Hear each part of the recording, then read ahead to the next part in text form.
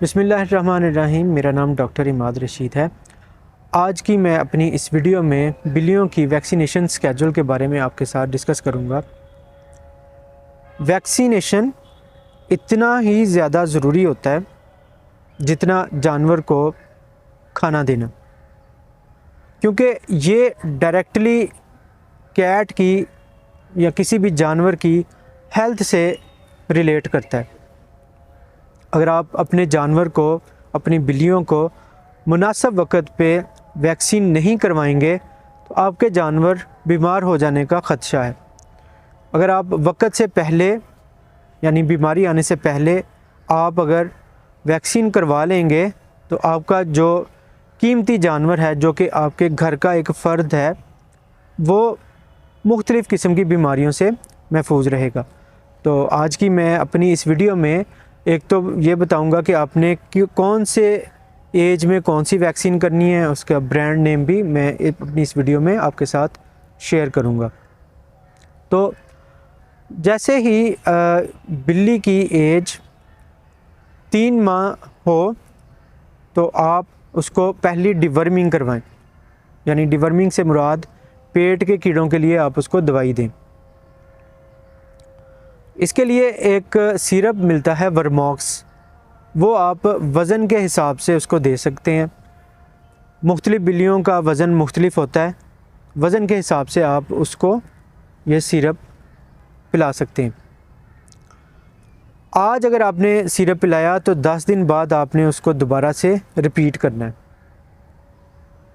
10 दिन बाद जब आप उसको रिपीट करें तो आज से 15वें दिन पे आप उसको वैक्सीन कर सकते हैं। तो इसमें 2 मुख्तलिफ़ तरह की वैक्सीन है। एक वैक्सीन जो कि रेबीज़ के अगेंस्ट है, उसका नाम मुख्तलिफ़ ब्रांड्स आते हैं, उसका जो हम कॉमनली यूज़ करते हैं वो है कैनवेकार। ये वैक्सीन सबकट लगेगी, एक ही डोज़ लगती है इसकी, और ये 1 ml इसको लगेगी बिल्ली को। उसके साथ एक और वैक्सीन जो मार्केट के अंदर रेडीली अवेलेबल है, उसका नाम है बायोफेल। इसमें 3 स्ट्रेन्स होते हैं। बायोफेल PCH के नाम से आती है।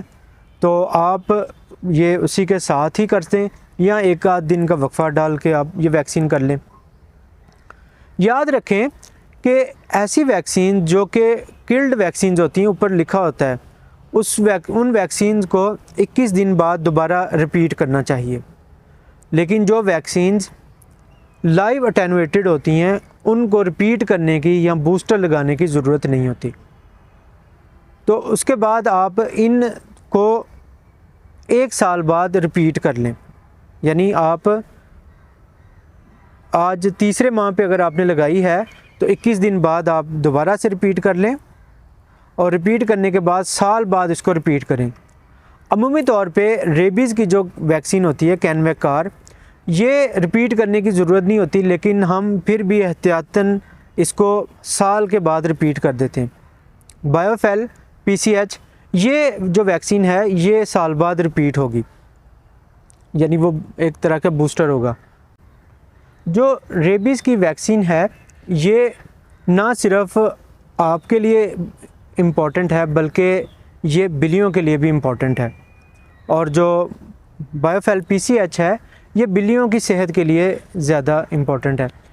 तो इसमें 3 PCH से मुराद पैनलिकोपिनिया, C से मुराद कैल्सीवायरस और H से मुराद हर्पीज़ है, जो कि रेनोट्रिकाइटिस बिल्लियों के अंदर काज करती है।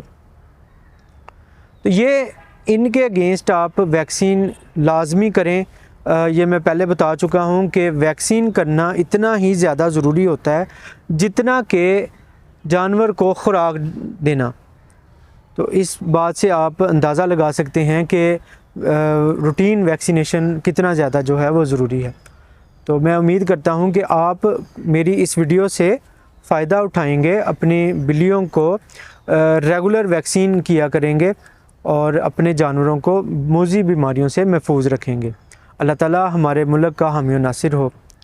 अस्सलाम वालेकुम।